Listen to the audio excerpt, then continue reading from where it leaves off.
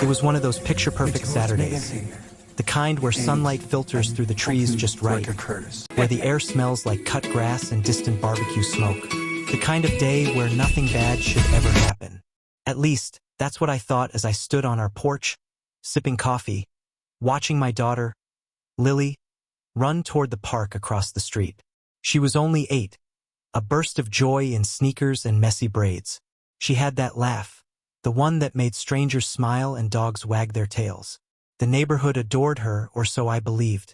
Our community was the kind you'd see in real estate ads, all white fences and smiling families. But behind those manicured lawns was a different story. One ruled by a woman named Karen Mitchell, the president of the Homeowners Association. Karen ran this neighborhood like a queen ruling her petty kingdom. Every blade of grass, every parked car, every noise after 8 p.m., she noticed. And if you dared to cross one of her precious HOA rules, she'd make your life miserable. We'd had our share of disagreements. She didn't like Lily's swing set because it didn't match the neighborhood aesthetic. She didn't like our American flag because it was too large. And she especially didn't like that my husband, Jake, wasn't around much to discuss compliance issues. Jake was gone often. He said he worked in security consulting, but I knew that was just the safe version of the truth. He'd been military before. A man trained to stay calm in chaos, to move unseen, to strike only when necessary. The kind of man people underestimated until it was too late. That morning, though, none of that mattered. Lily was happy, the world was peaceful, and Karen was nowhere in sight. At least not yet. I remember the sound before the scream. Laughter. Shrill older boy laughter. The kind that carries arrogance and cruelty. I froze mid-sip, my stomach tightening. Then came the scream. High-pitched, terrified, unmistakably my daughter's. The mug slipped from my hand and shattered on the porch. I ran. The park was just across the cul-de-sac, but it felt like miles. My heart pounded so loud I could barely hear anything else. When I reached the park, what I saw made the world tilt. Lily stood near the oak tree, or rather, she was tied to it. Her little wrists were bound with a jump rope, her face streaked with tears and dirt. Around her stood 3 boys, older, maybe 13 or 14, led by none other than Brett Mitchell, Karen's son. He was grinning. One of the boys had a phone out, recording. "Say hi to the HOA," Brett taunted, shoving her shoulder. "Maybe next time you'll follow the rules." "What the hell are you doing?" I screamed, sprinting toward them. The boys scattered instantly, all but Brett. He stood there with that same smug expression, arms crossed, chin tilted up like he owned the place. "Relax, lady. We were just playing." Playing? I knelt beside Lily, trying to untie the rope with trembling hands. She sobbed into my shoulder, clutching me like she was drowning. "You think tying up an 8-year-old is playing?" Brett shrugged. "It was a joke. She was running on our side of the street. My mom said that's against HOA policy." My vision went white with anger. "You're insane," I snapped. He grinned wider. "You should talk to my mom. She'll explain it to you." I carried Lily home, shaking with fury. Her wrists were red and raw from the rope, but she was quiet now. Too quiet. That silence terrified me more than her crying. By the time we reached the porch, I could already see Karen walking briskly down the sidewalk. Her blonde hair was perfectly styled, her HOA badge clipped to her blouse like some kind of authority medal. She didn't even look concerned. "Ah, there you are," she called, as if we were meeting for tea. "I heard there was a misunderstanding at the park." "A misunderstanding?" I barked, stepping forward. "Your son tied my daughter to a tree." Karen's lips curved into that practiced, patronizing smile. "Oh dear, I'm sure it wasn't that serious. Brett said it was all in good fun." "Good fun?" My voice cracked. "She's 8 years old." Karen sighed dramatically. "Well, maybe she shouldn't have been trespassing on HOA-maintained land. We have rules for a reason, you know. Children need to learn boundaries." Boundaries. That word echoed in my skull like a taunt. "Your son assaulted my daughter," I shouted. "If you think I'm letting this go, you're out of your mind." She gave me that infuriating smirk. Do what you have to do, dear. But I'd be careful making accusations. The HOA board tends to side with me. And with that, she turned and walked away. Calm, composed, as if nothing had happened. I stood there trembling, holding my daughter close, watching that woman stroll back to her house with her perfect posture and her perfect lies. That's when Lily whispered something that made my heart stop. He said he'd do it again, Mommy. He said his mom told him he could. Something inside me broke. That last fragile thread of patience I'd been clinging to. I took Lily inside, cleaned her wrists, and tucked her in with her favorite blanket. But as soon as I closed her door, I grabbed my phone. My hands were still shaking when I dialed Jake. He picked up on the second ring. Hey, babe. I couldn't even get the words out at first. Then they came all at once. The tears, the anger, the disbelief. I told him everything, every cruel detail. He was silent for a long moment. Then, in that low, controlled tone I knew too well, he said only one thing. Call your dad. I froze. Jake, what are you talking about? My dad's. He interrupted, his voice like steel. You heard me. Call your dad. That's when I realized he wasn't talking about my father. He was talking about himself. And that's when everything changed. The words, call your dad, echoed in my mind long after I hung up. I knew that tone, the calm before Jake's storm. He wasn't a man who shouted. He didn't make threats. He simply acted. But that didn't stop the anger boiling in me. I wasn't going to wait helplessly while that woman hid behind her HOA badge and rules. I grabbed my keys, stormed out the door, and headed straight toward Karen's house. Her pristine white fence seemed to mock me as I approached. I could see her through the window, sitting comfortably in her living room, sipping tea like a queen untouched by consequence. Her son, Brett, lounged on the couch, phone in hand, laughing. I knocked hard once, twice, then pounded. Karen opened the door with that fake suburban smile. Oh, it's you again, she said lightly. I hope you're here to apologize for yelling earlier. I clenched my fists. Apologize? Your son tied up my daughter. She waved a hand dismissively. Oh, please, don't be dramatic. You're making a scene. A scene. I took a step forward. If this isn't handled properly, I'm calling the police. Her smile didn't falter. And tell them what? That my son played a harmless prank? I have witnesses, children who said your daughter was being rude. She called Brett names. Maybe this is a lesson she needed. I couldn't believe what I was hearing. A lesson? She's 8 years old. Karen's eyes hardened for the first time. Then maybe she'll learn to respect her elders. I was trembling from anger, from disbelief, from the realization that this woman actually believed she was right. I wanted to scream, but something inside me told me to stop. Jake's words replayed in my head. Call your dad. I turned without another word and walked back to the car. Karen's voice trailed after me, smug and cutting. Maybe next time you'll teach your daughter some manners. By the time I reached home, Jake had already texted. Stay inside. Lock the door. Don't talk to anyone. The calmness of that message scared me more than any threat could. I peeked through the blinds, heart hammering.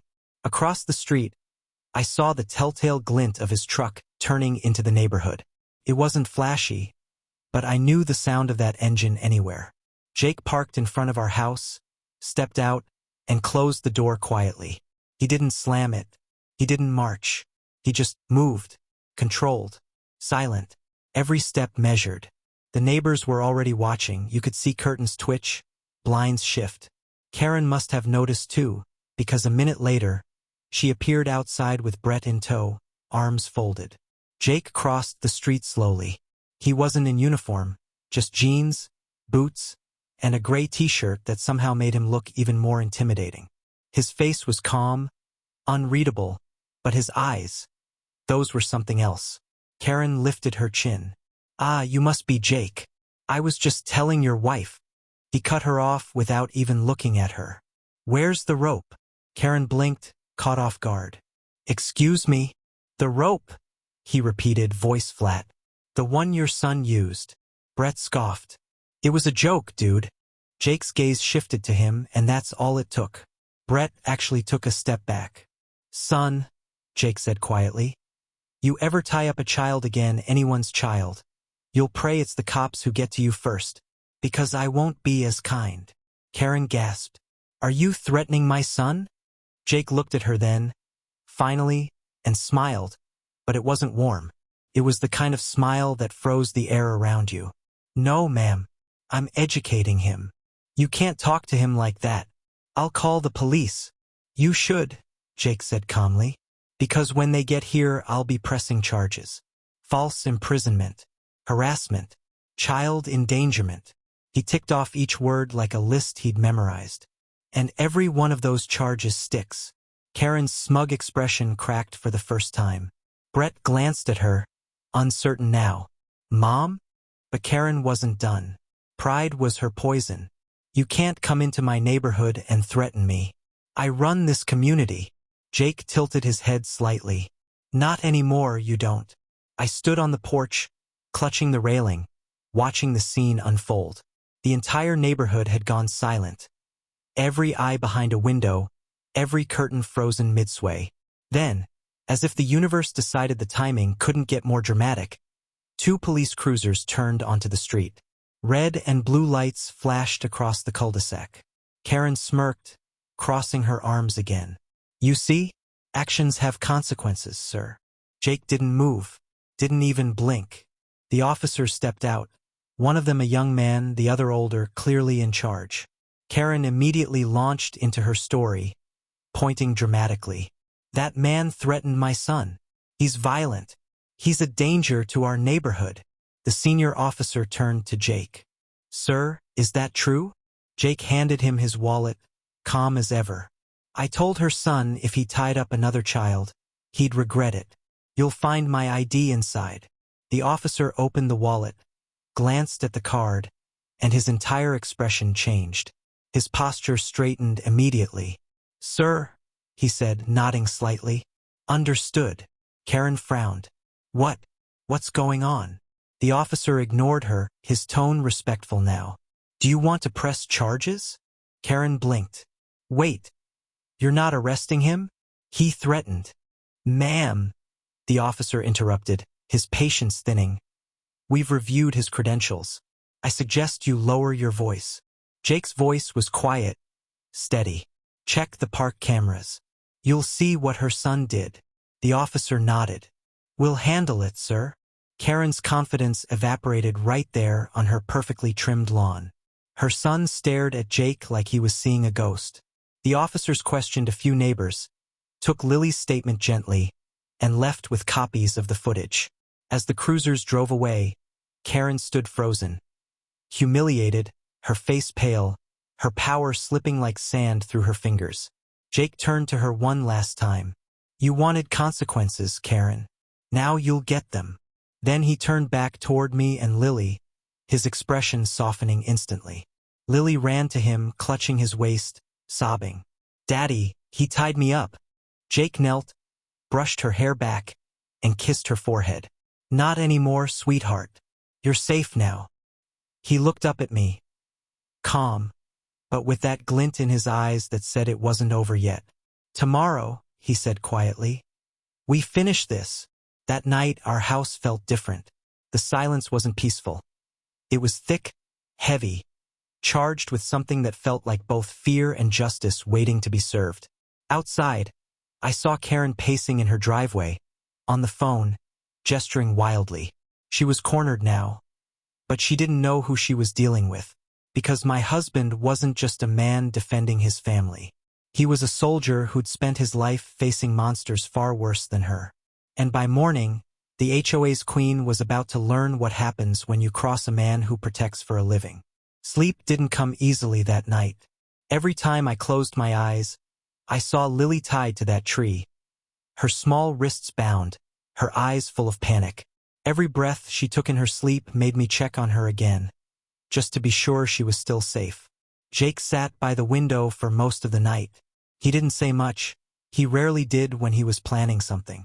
He just stared out toward the park, his silhouette still and unreadable against the faint glow of the streetlights. At one point, I whispered, "You think she'll back off?"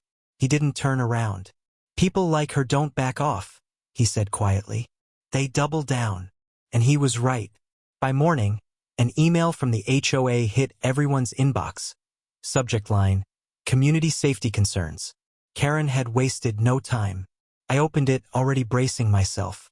Dear residents, it's come to my attention that an incident occurred yesterday involving an aggressive outburst by one of our homeowners. For the safety of our community, we'll be holding an emergency board meeting tonight at 7 p.m. Attendance is mandatory. Karen Mitchell, HOA president. Aggressive outburst. That's what she called it. My jaw clenched as I read those words again. She was spinning the narrative, painting Jake as the villain, the threat. Lily came into the kitchen, rubbing her eyes, clutching her stuffed bunny. Mommy, are we still in trouble? She asked softly. I knelt and hugged her tight. No, baby. Not us. Jake walked in then, freshly shaved, dressed in jeans and a dark button-up, calm as ever. He kissed Lily's forehead and said, You go play in your room, sweetheart. Daddy and Mommy have grown-up stuff to fix. When she left, I turned to him. She's trying to turn the neighborhood against us. He nodded once. Let her. What do you mean, let her? I hissed. She's. He interrupted gently. The louder she talks, the easier she's going to make it for me. There was something in his voice, a quiet confidence that settled my nerves even when logic said I should be panicking. By the time the HOA meeting rolled around that evening, the community center was packed. Every folding chair was filled, every whisper loud enough to feel like a rumor. Karen stood at the front like a politician at a press conference. Crisp white blouse, fake smile plastered on her face. Beside her were 3 board members, all looking uneasy but obedient. Jake and I walked in together. The whispers got louder. Karen's smile twitched. Ah, Mr. and Mrs. Walker. So glad you could make it. Jake nodded politely. Wouldn't miss it. Karen cleared her throat, projecting her voice. As many of you know, an incident occurred yesterday involving the Walkers and my son. I won't go into unnecessary details, but I will say that there was an unprovoked confrontation that frightened several families. A few neighbors murmured, some skeptical, some concerned. I stood up. That's a lie, and you know it. Karen blinked, feigning innocence. Excuse me? Your son tied my 8-year-old daughter to a tree, I said loudly enough for the entire room to hear. You're calling that a misunderstanding? The room went quiet. Karen's smile faltered for a second before she recovered. Let's not exaggerate, dear. It was childish behavior, and I've already handled it privately. Jake's voice cut through the silence. Calm, deep, controlled. You handled nothing. Karen's face tightened. Excuse me? He walked closer, slow and deliberate, his tone never rising. Your son assaulted my child. You stood there and justified it. Then you lied to the police, and now you're lying to everyone here. Karen's cheeks flushed red, but she forced a laugh. Oh, please, you think you can intimidate me with that military act? This isn't the army, sir. This is a neighborhood. Jake smiled faintly. And in this neighborhood, your authority ends where my family begins. The room erupted in whispers. You could see the shift happening. The neighbors who'd once feared her were watching her crumble in real time. One of the board members, an older man named Richard, cleared his throat. Karen, perhaps we should. She cut him off sharply. No, this man threatened my son. Jake didn't react. He reached into his jacket, pulled out a small USB drive, and handed it to Richard. That's the footage from our doorbell camera, he said simply. You'll see who did the threatening. Karen's eyes widened. What footage? Jake turned to her, expression unreadable. The one where your son drags a little girl by the arm, ties her to a tree, and laughs while she screams for help. The room gasped. Richard looked between them, uneasy. Karen, is this true? Karen's voice cracked slightly. He's lying. There's no such. Play it, Jake said. Richard plugged it into the laptop connected to the projector. A few clicks later, the video filled the wall crystal clear. Lily's voice, her cries, Brett's laughter, Karen's faint voice in the background saying, Teach her a lesson, honey. The silence that followed was absolute. Karen stood frozen, her face pale, her authority shattered in front of her kingdom. Jake turned to the crowd. That's what we're dealing with. A president who covers up abuse and lies to protect her power. The room erupted. Angry whispers, gasps, murmurs of unbelievable. And that poor girl, Karen stammered. That was taken out of context. Jake shook his head. No, ma'am. That's context enough. Richard stood up abruptly. Effective immediately.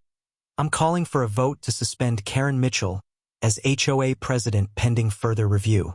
The crowd clapped softly at first, then louder. A few neighbors even stood. Karen turned toward me, eyes wide with disbelief. You can't do this to me. I met her gaze. You did it to yourself. After the meeting, the crowd dispersed slowly. Some neighbors came up to us quietly. Pats on the shoulder, murmured apologies, soft words like, "We didn't know," and "Good for you."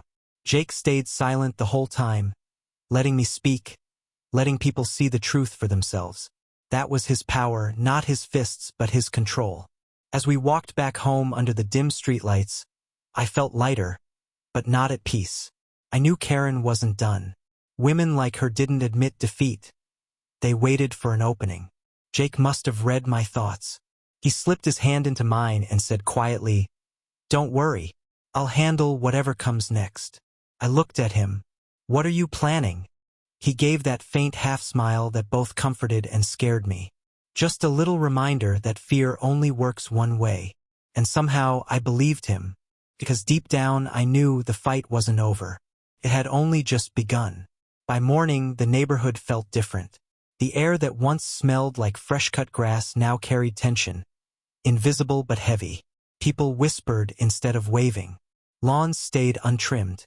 The HOA newsletter that had always arrived on time didn't.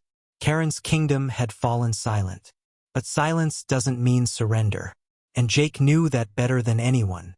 At breakfast, I caught him sitting at the table with his laptop open, scrolling through files, his expression unreadable. His black coffee sat untouched beside him. "You're working again," I said softly. He didn't look up, just setting a few things straight. Lily sat across from him, eating cereal, humming quietly, blissfully unaware of how serious things had become. When she finished, Jake smiled, helped her with her backpack, and kissed her forehead before she left for school. As soon as the door closed, his face changed. That switch, from gentle father to something sharper, it was subtle but chilling. I sat down across from him. "You said last night you'd handle it. What does that mean?" He leaned back, fingers steepled. "It means I make a call." Jake's phone was old, military-issued, and not the kind of thing you'd find in a store. When he turned it on, I heard the faint click of encryption kicking in, a sound that always made my stomach tighten. He scrolled through contacts until he stopped at one name, Reynolds. He pressed call. "Reynolds." A deep voice answered after one ring. "It's Walker," Jake said simply. "Need a favor." There was a pause. Then, "You calling for business or personal?" "Personal." A low whistle came through the line. "That's rare. What's the situation?" "Civil harassment. False police report. Minor involved," Jake said, tone clipped. "I need background." Quietly. "You got it. Send me a name." Jake's fingers tapped on the keyboard. Just one name. Karen Mitchell. Couldn't help it. "Jake, what are you doing?" "You can't." He stopped me with a look. Not harsh, just steady. "I'm not hurting anyone. I'm exposing her." There was something in the way he said it, calm, precise, final, that told me he wasn't bluffing. A few hours later, an encrypted email pinged on his laptop. Jake opened it silently. I leaned over his shoulder. Inside was a folder labeled Mitchell HOA/background. Jake clicked it open. My eyes widened as document after document filled the screen. Financial records, fake invoices, HOA funds, misallocated. There was even an unfiled complaint from a former HOA treasurer, accusing Karen of embezzling community money. Jake scrolled slowly, lips tightening. There it is. "What are you going to do with it?" I whispered. He closed the laptop. "Let the truth do the work." That afternoon, Jake left the house with a manila envelope. He didn't say where he was going, but I had a feeling. When he returned, he looked lighter, like a weight had shifted. I didn't ask. I didn't need to. By evening, the whispers had started again. This time not about us, but about her. The next morning, I woke up to a flood of messages in the neighborhood group chat. Neighbor 1. Is it true Karen's being audited? Neighbor 2. Someone said the HOA funds are under review. Neighbor 3. She canceled the board meeting. I looked over at Jake, who was calmly buttering toast. "You didn't," I said. He smiled faintly. "I didn't have to. The right hands do the heavy lifting." Around noon, there was a knock at the door. When I opened it, Karen stood there, pale, disheveled, a folder clutched in her hand. Her perfect hair was frizzed, her lipstick uneven. She looked nothing like the polished tyrant who once strutted through our streets. "I need to talk to your husband," she said. I crossed my arms. "About what?" Her voice cracked. "Please, it's important." Jake appeared behind me, calm, quiet, unshaken. Karen's mask slipped completely the moment she saw him. "You don't understand," she blurted out. "Someone reported me. My accounts, my position, everything. I'm being audited, and the HOA is freezing my access." Jake tilted his head slightly. "And you came here why?" "Because I know it was you," she snapped. "You're doing this to ruin me." He didn't deny it. "No, Karen. You ruined you." Her voice rose, hysterical now. "You think you're some kind of hero? You humiliated me. My son won't even go outside anymore. Everyone's turning against me." Jake stepped closer, not aggressive, just composed. "All I did was tell the truth. The rest? That's your reflection showing." She blinked, tears welling. "You don't know what it's like. This neighborhood is all I have." Jake's tone softened, barely. "Then maybe you should have built something worth keeping." Karen stood there for a long second, trembling, broken, then turned and walked away, her heels clicking unevenly on the pavement. That night, I watched her house go dark. The HOA sign that once stood proudly on her lawn was gone by morning. Rumor had it she'd resigned. Some said she was selling her house. Others said the HOA had voted her out officially. Jake never confirmed either way. He didn't have to. He just sat on the porch that evening, watching Lily play freely again, her laughter echoing through the street, fearless this time. I joined him, handing him a cup of coffee. "You didn't even raise your voice?" I said softly. He smiled, eyes on Lily. "That's the thing about bullies," he said. "They mistake silence for weakness, until it's too late." I followed his gaze, to our daughter, to the park, to the calm that had finally returned.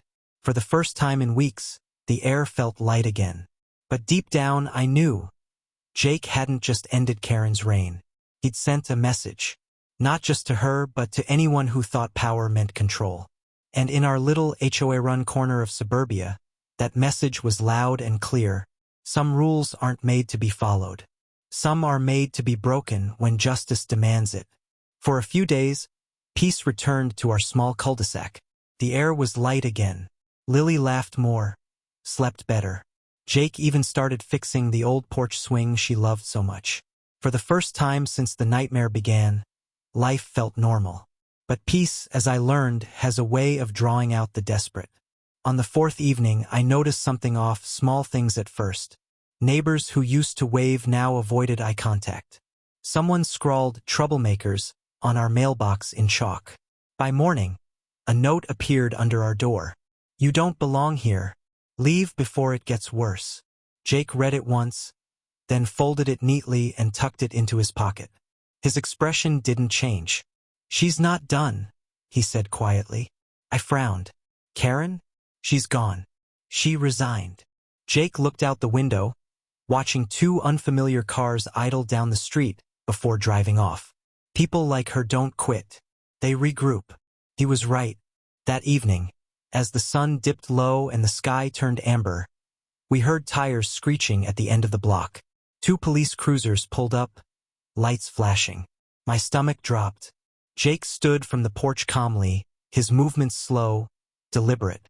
Lily was inside with the TV on, oblivious. The officers stepped out, hands on their belts. One of them, the younger one from before, looked hesitant. The other, a new face, looked all too confident. "Mr. Walker," the confident one said, "we received a call from the HOA office.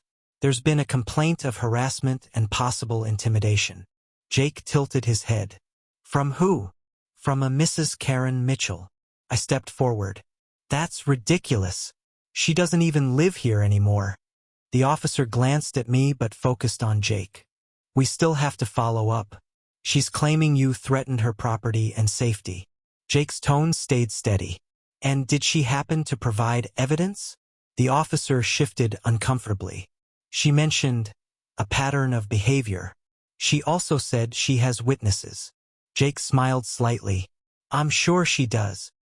He reached into his back pocket slowly, carefully. The officer's hand twitched toward his holster until Jake pulled out only his phone.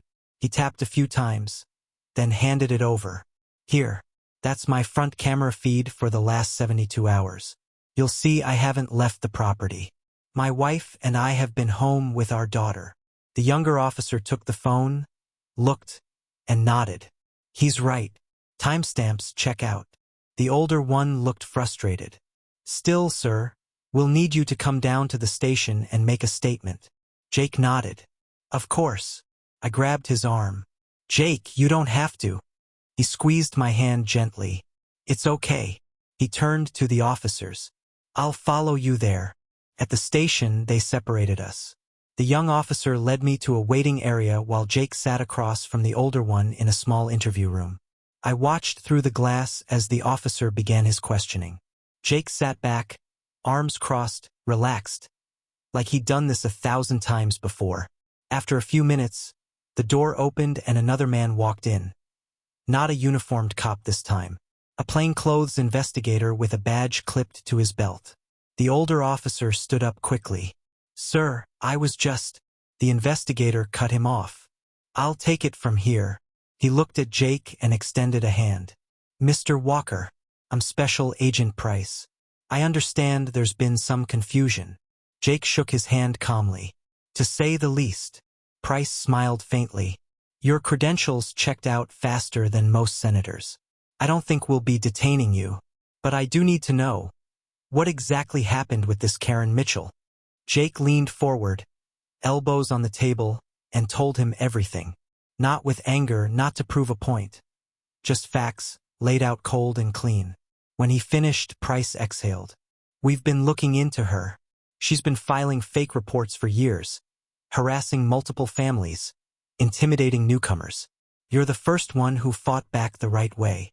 "Then you know what to do," Jake said quietly. Price nodded. "Already in motion." An hour later, Jake walked out of the station, free to go. The older officer avoided his eyes as he passed.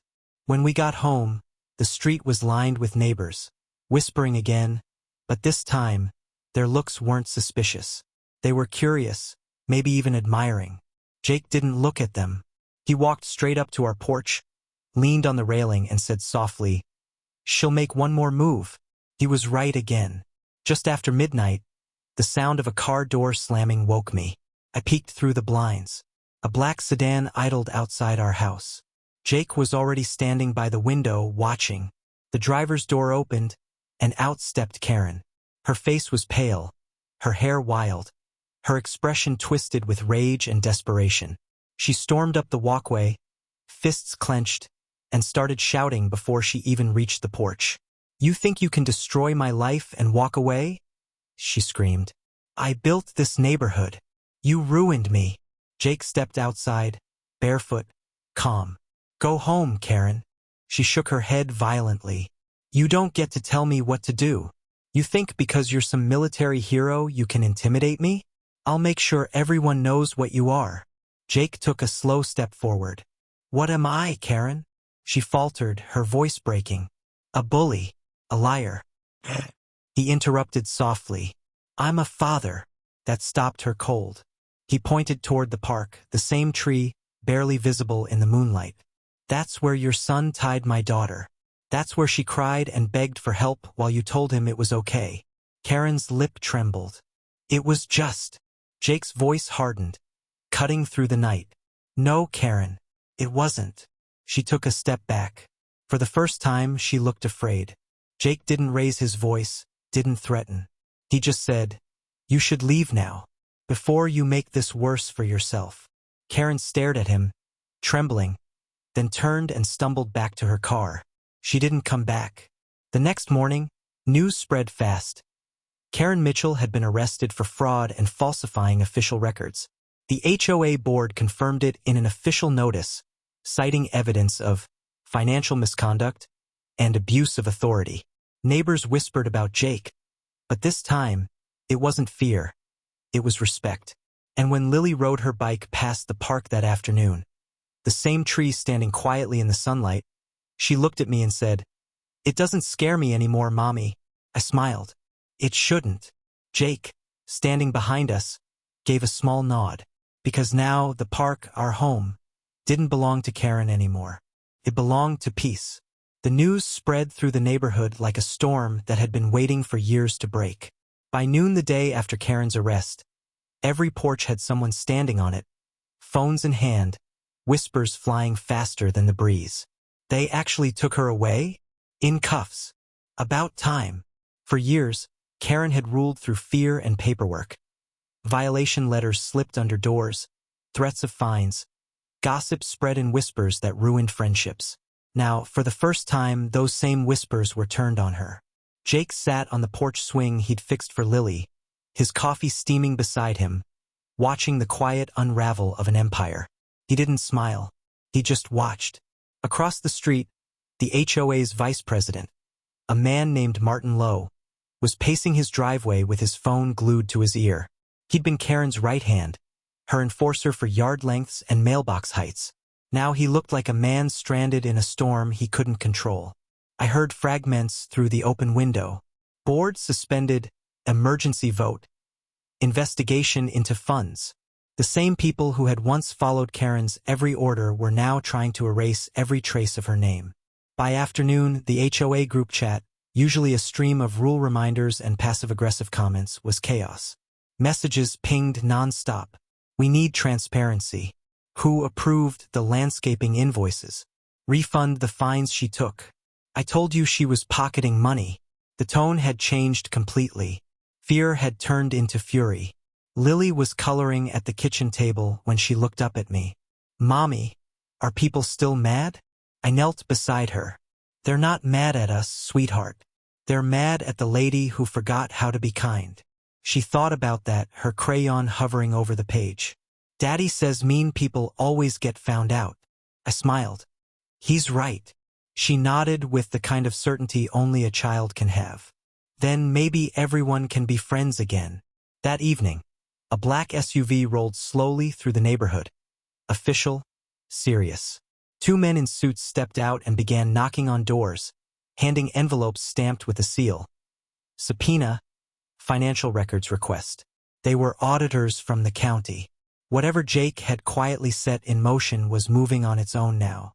When they reached our porch, one of them simply nodded at Jake. "Mr. Walker." He nodded back. No words, just recognition.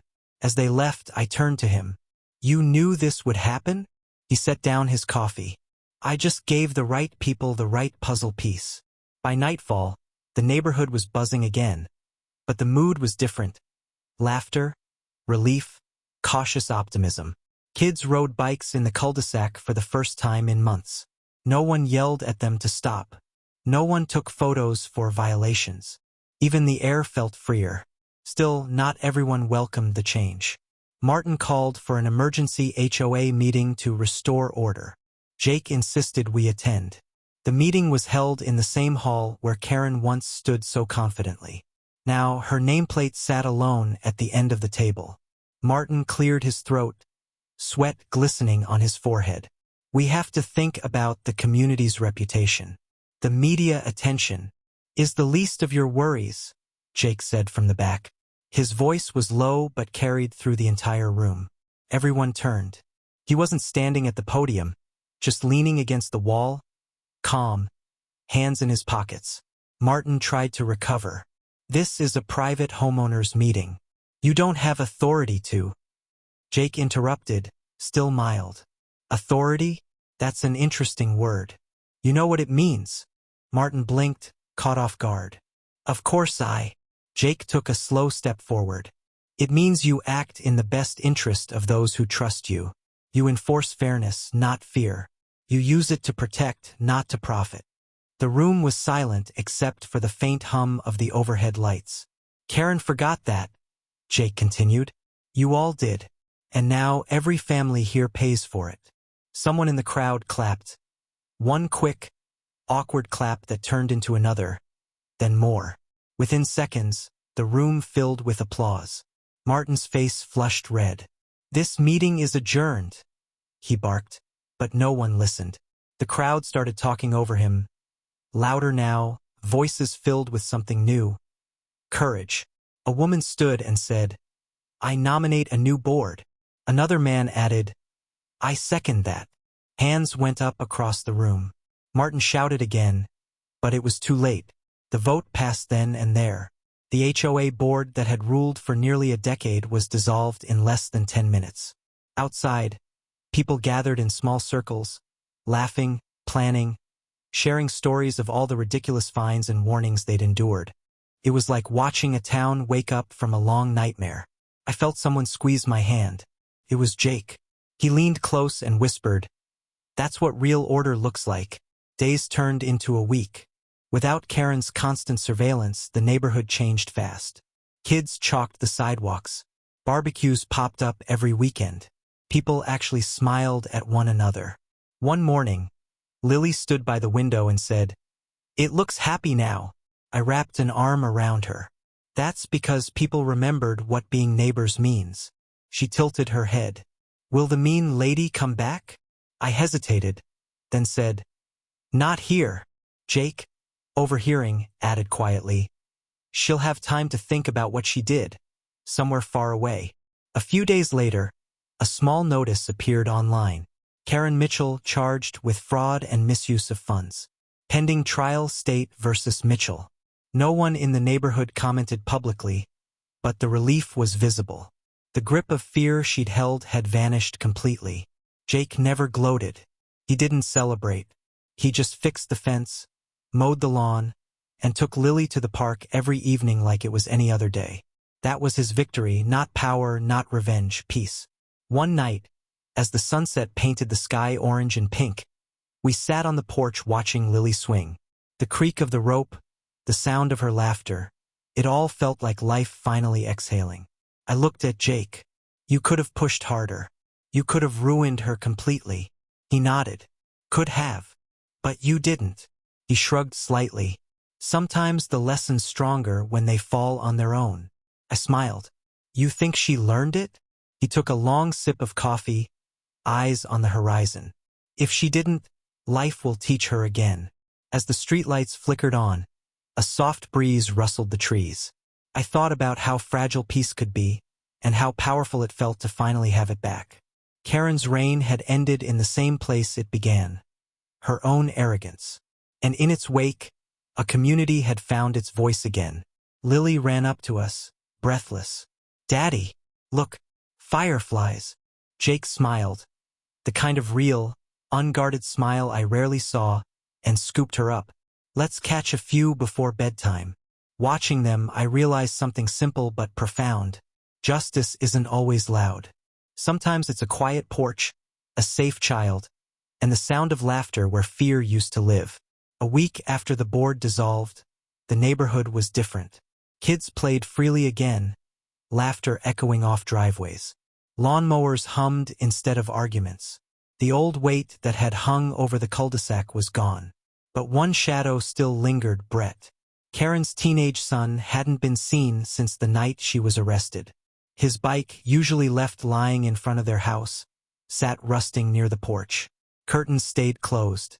The silence of that house was louder than any shouting. Until one afternoon, a knock came at our door. I opened it to find Brett standing there. Pale, thinner, eyes rimmed red from sleeplessness. His hoodie looked 2 sizes too big, hands shoved deep in the pockets. "Is Mr. Walker here?" he mumbled. My instinct was to send him away, but something in his voice, that mix of guilt and fear, stopped me. "Wait here," I said. Jake came down the hall moments later, drying his hands. When he saw who it was, his expression didn't change. Calm, unreadable as ever. "Brett," he said evenly. "Come in." Brett hesitated, glancing past Jake toward the living room, where Lily was drawing on the rug. She didn't notice him. She was humming quietly, lost in her world. Jake followed Brett's gaze. "She's fine," he said softly. "She's safe now. Have a seat." Brett sat on the edge of the couch, eyes fixed on the floor. His voice cracked when he finally spoke. "I didn't mean to hurt her. I swear I didn't. It was supposed to be funny. Everyone was laughing at school when I told them." He stopped, his throat tight. Jake didn't say a word. He just waited. Brett's hands trembled. Then she started crying, and I panicked. I wanted to untie her, but my mom showed up and she said not to apologize. She said people like you needed to be reminded who's in charge. Jake's jaw tightened, but his tone stayed calm. "People like me?" Brett swallowed hard. "She meant outsiders. You don't go to the HOA meetings, you don't follow their rules. She said you think you're better than everyone." Jake leaned forward, elbows on his knees. "Do you think I'm better than everyone?" Brett shook his head quickly. "No, sir. Jake interrupted gently. "Then why did you do it?" Brett's eyes welled. "Because I was scared of her. She gets in your head, you know? Makes you think if you don't listen, you'll lose everything. My dad left because of her yelling. And when she told me to do something, I just did it." Jake studied him for a long moment. Then he said quietly, "Fear's a weapon, son. But only if you let it be." Brett looked up, confused. Jake stood, walking to the window. "When I was your age, I learned that lesson in a harder way. Men with real power, the kind that decides life or death, taught me that fear only controls you if you bow to it." He turned back, his gaze steady. "You bowed to your mom's fear, and she bowed to hers, losing control. You both hurt people trying to protect something that was never worth protecting." Brett wiped his face with his sleeve. "I don't know how to fix it." Jake walked over and placed a hand on his shoulder. Not rough, not comforting, just grounding. "You start by facing what you did. No excuses. No hiding." He nodded toward Lily. "You owe her something." Brett stood up slowly, his hands shaking. He looked at Lily, then at me. "Can I talk to her?" Jake nodded once. Lily looked up as Brett approached. Her expression changed instantly, from curiosity to recognition, then to the small, quiet frown that only children make when they're deciding whether to forgive. Brett knelt down beside her. "Hey," he said softly. "I came to say sorry." Lily blinked. "For the tree?" He nodded. "Yeah, for everything. It was wrong. I don't expect you to forgive me, but I wanted you to know I'm sorry." Lily studied him for a moment, then picked up one of her crayons and handed it to him. "You can help me color if you mean it." Brett looked up at Jake, unsure. Jake nodded. So he sat there, a kid who'd once tied her to a tree, coloring flowers on paper with the girl he'd hurt. I had to turn away so they wouldn't see my eyes filling. Later, when Brett left, Jake walked him to the door. "Brett," he said quietly, "you're going to have a rough few years. People will judge you for your mom's mistakes. You can't change that, but you can change what you do next." Brett nodded slowly. "I want to. I just don't know how." Jake placed a hand on his shoulder again. "Start small. Be better today than you were yesterday. That's how you win." Brett looked at him, really looked at him, like he'd never had a man talk to him that way before. Then he nodded, whispered a thank you, and walked off down the street. Jake watched until he turned the corner. That night, we sat on the porch again. The cicadas hummed softly, the air cool and clear. "Do you think he'll change?" I asked.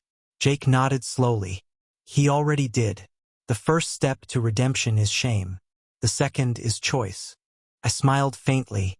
You sound like a preacher. He chuckled. Delta training. We just have different sermons. For a while, we sat in silence, watching the stars. Then Jake said something that stuck with me for years. You know what's funny? People think discipline and fear are the same thing. They're not. Discipline builds. Fear destroys. He leaned back, eyes distant. I spent years learning how to control chaos. But it took this. A small town, a tied-up kid, a broken HOA, to remind me what control really means. Inside, Lily had fallen asleep on the couch, her crayon still clutched in her hand. Jake picked her up gently, carried her to her room, and kissed her forehead. Before turning off the light, he looked at her drawing. A bright, messy page full of flowers, stick figures, and a big sun smiling over them all. In the corner, she'd written, "Happy Neighborhood." Jake smiled faintly. He didn't need awards or headlines. He didn't need the world to know what he'd done. Justice had already found its quiet form, in a crayon drawing and a child's peace of mind. A month passed. By then, the gossip had quieted, the streets had softened, and the air no longer carried that sharp tension that used to live between fences.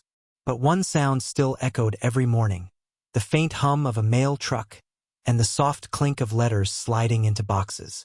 That's how we all found out the HOA's fate. A thick white envelope, stamped with official notice, HOA restructuring, landed in every mailbox.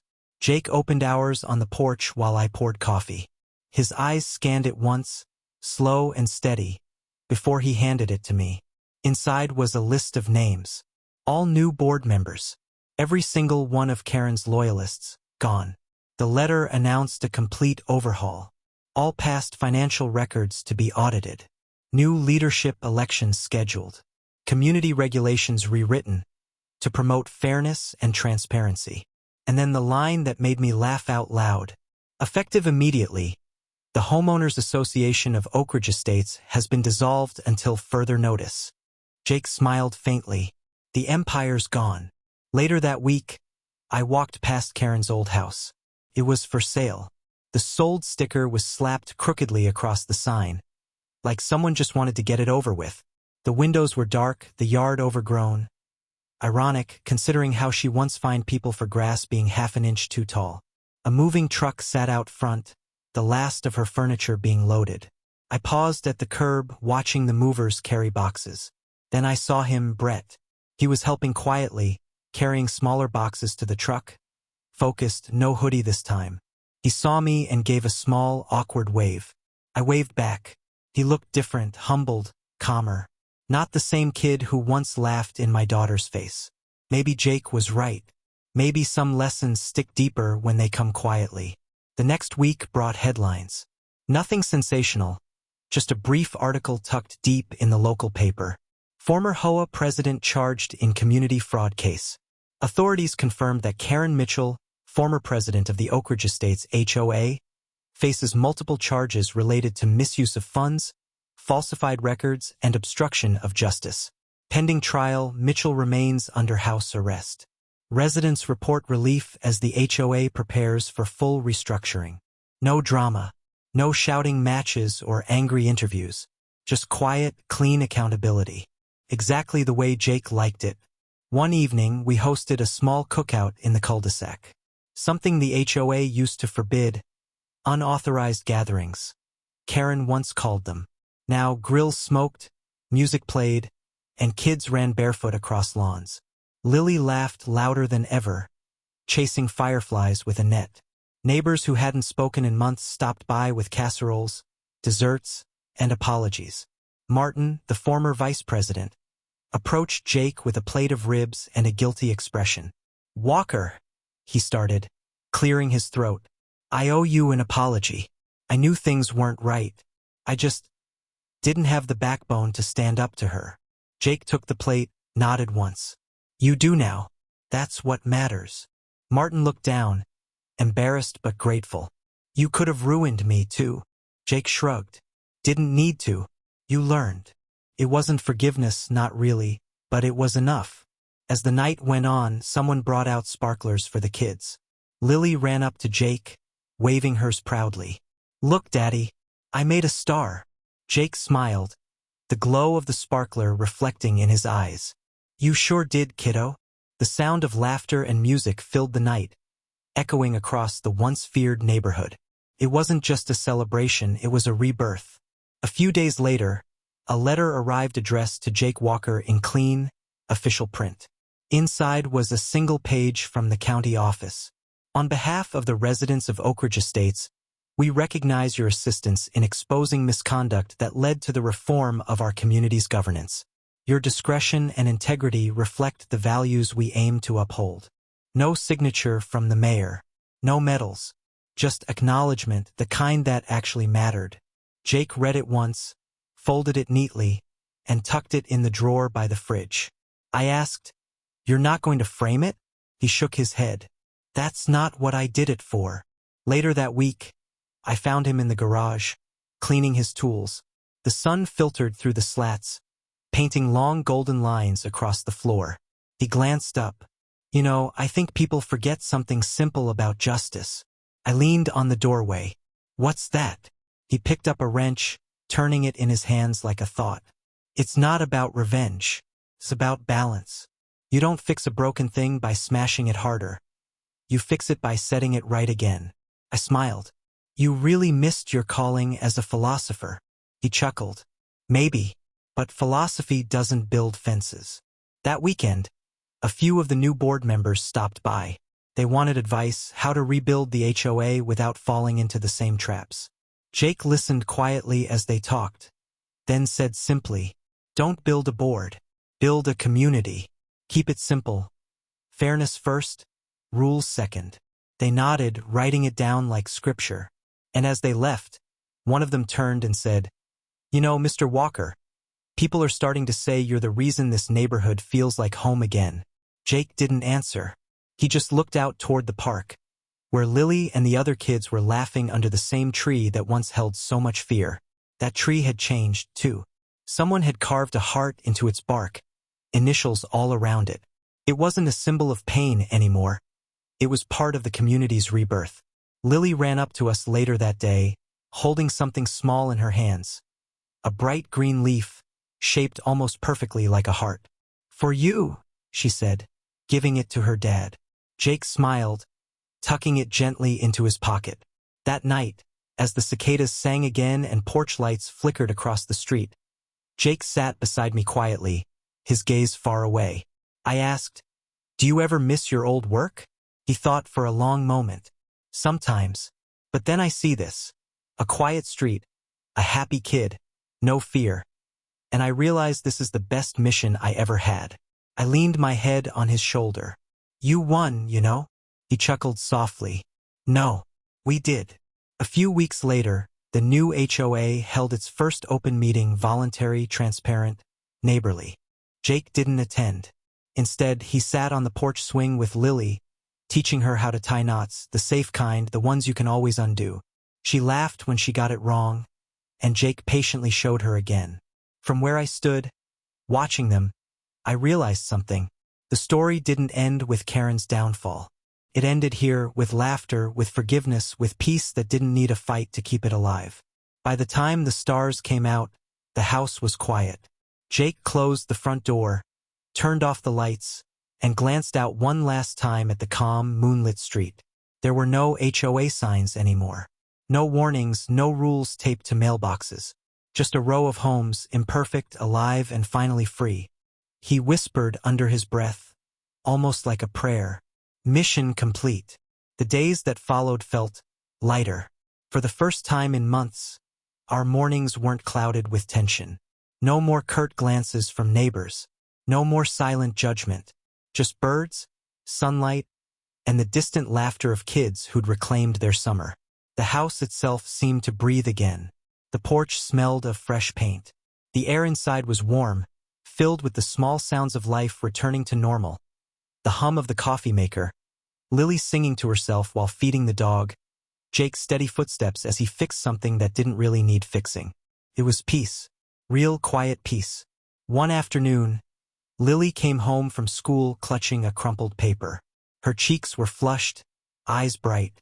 "Mom, Dad, look." Jake set down his wrench as she spread the paper out on the kitchen table.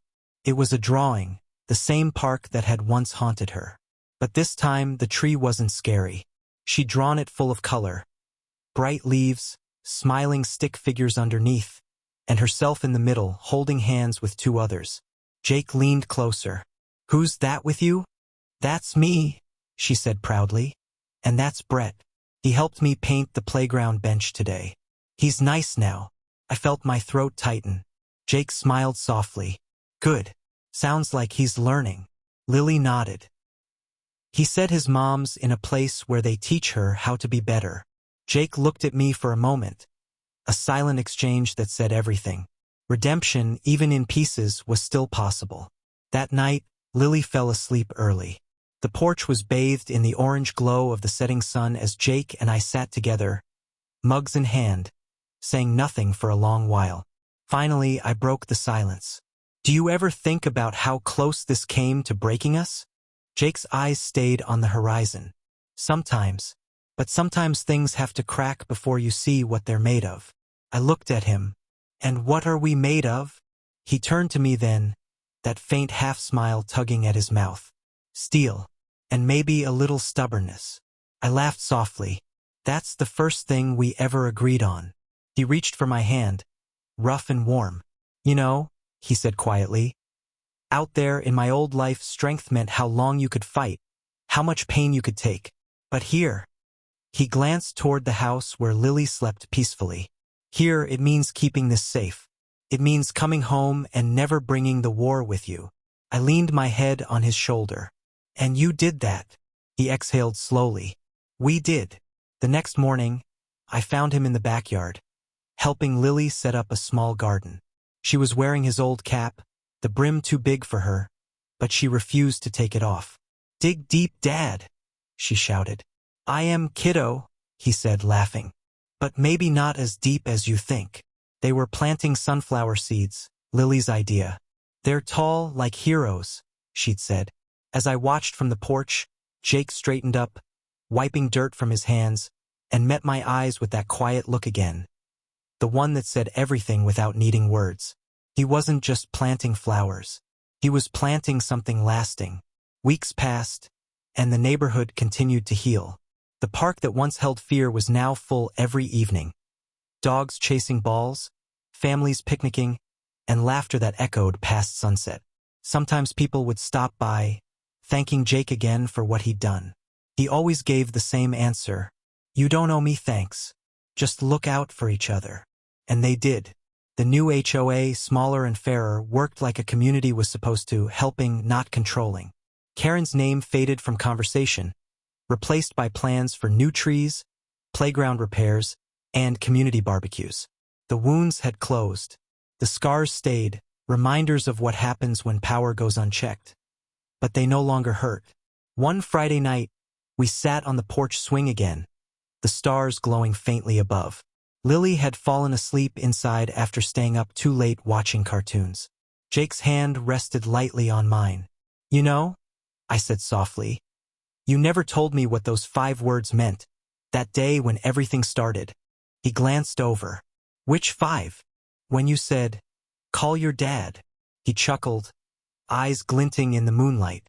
"Guess I was reminding you that sometimes you don't have to fight alone." I smiled, remembering the chaos that followed, the panic, the fear, and the calm that came with his arrival. "You were right," I said.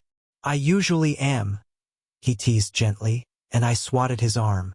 We sat there for a while longer, quiet. The night breeze carried the faint scent of cut grass and blooming flowers. For once, there was nothing left to fix, no enemies to face, no fear to guard against. Just the sound of the swing, the hum of crickets, and the steady rhythm of peace. I realized then that strength isn't always about standing tall. Sometimes it's about sitting still, hand in hand, knowing the worst is behind you. The next morning, as I packed Lily's lunch for school, I glanced out the window. She was in the yard, wearing Jake's cap again, watering the little patch of sunflowers they'd planted. They were already growing, tall, golden, reaching for the light. And just beyond them, the park stood quietly. The same place where everything began, now filled with laughter instead of tears. I watched her for a long moment, my heart full. Then I whispered, almost to myself, justice isn't always about punishment. Sometimes it's about what grows after. That night, Jake tucked Lily in, kissed her forehead, and stood by her door for a long moment before turning off the light. As he walked past me, I asked, "What are you thinking?" He smiled softly. That the world's never really safe, but she is. And that, I realized, was all that mattered. The following weekend, the neighborhood hosted its first Oak Ridge Community Fair. No rules, no HOA signs, no angry memos. Just music, food, and laughter drifting through the air like it belonged there all along. Everywhere I looked, there were signs of new beginnings. Kids painting faces under the trees. A small lemonade stand run by two families who hadn't spoken in years, and a handmade banner that read, "Welcome home, Oak Ridge." It wasn't perfect. The lawns weren't all even. The mailboxes didn't all match. But maybe that's what made it beautiful. It was finally real. Jake stood near the park, arms folded, watching Lily help set up a row of folding chairs for a puppet show. Her laughter carried across the grass like sunlight. I walked over with 2 lemonades and handed him one. He took it with that quiet nod, the same one he used when words weren't needed. "It's strange," I said. "All that chaos. And this is what comes after." Jake smiled faintly. "That's how storms work. They tear things down so new things can grow." He looked around at the people setting up food tables and decorating booths. "You know, most folks think heroes wear badges or uniforms." I glanced at him knowingly. "You don't." He shook his head. "Nah. Heroes are the ones who keep going when no one's watching. The ones who plant something good in the ruins." Across the field, Brett waved shyly at Lily, who waved back before running to join her friends. He was helping hang decorations, his posture straighter now, his face clearer. A kid finally growing into himself without the shadow of someone else's mistakes. Jake watched him for a moment, thoughtful. "You see that?" "What?" I asked. "That's what second chances look like. Not words, actions." I smiled. "He's lucky he met you." Jake chuckled. "No. He's lucky he met her." He nodded toward Lily. "She forgave him before the world did." The sun began to dip low, turning the sky into gold and amber. A local band started playing, and neighbors gathered in clusters of folding chairs. Someone handed out sparklers again, Lily's favorite. She came running up to Jake, holding one out to him. "Daddy, light it with me." He smiled, crouched down, and together they touched their sparklers to the flame. The bright crackle lit their faces, hers full of joy, his calm and proud. For a moment it felt like the world held still. Later that night, when the fair was over and the last guests had left, Jake and I stayed back to help clean up. The moonlight painted everything silver, soft and peaceful. I turned to him, leaning against the picnic table. "Do you ever think about how it all started?"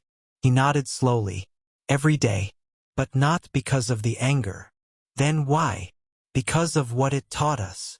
He picked up a fallen sparkler stick from the grass, rolling it between his fingers. "People think control comes from power, but real control comes from restraint, from knowing when to fight and when to forgive." He looked at me, eyes calm, certain. "That's what she never understood. You can't force respect, you have to earn it." When we got home, Lily was already asleep in the back seat. Jake carried her inside, tucked her in, and stood there for a moment, watching her sleep, the faintest smile on his face. I whispered, "You okay?" He nodded. "Yeah, just remembering." "Remembering what?" "That night," he said softly, "when she called me crying, when everything could have gone wrong. I was halfway across town, but I knew one thing. I'd never let fear rule this family." He turned off the light, then added quietly, "Now she'll never have to know it." We stepped out onto the porch one last time before bed. The air was cool, the stars clear and sharp. Jake sat down on the swing, the wood creaking gently beneath him. He stared out at the calm street. No flashing lights, no shouting, just the steady hum of peace. "You know," he said softly. Authority doesn't make people powerful. Integrity does. I looked at him, smiling. You sound like you're giving a speech. He chuckled. Maybe I am. Maybe someone needs to hear it. He turned toward me, voice steady, the words almost like a closing narration. Power means nothing if you use it to control. But if you use it to protect, to lift others, then that's something worth having. Authority without integrity is just noise. But integrity. He looked toward Lily's window, where a small night light glowed faintly. Integrity echoes. The swing creaked softly as the breeze passed through the quiet neighborhood. Somewhere down the block, a dog barked once, then fell silent again. Jake took my hand. We did good, he said simply. I nodded, leaning against him. We did. And there, under the same stars that once looked down on fear and chaos, our world finally felt small, simple, and right again. No HOA rules. No bullies. Just family, faith, and a peace that didn't need permission.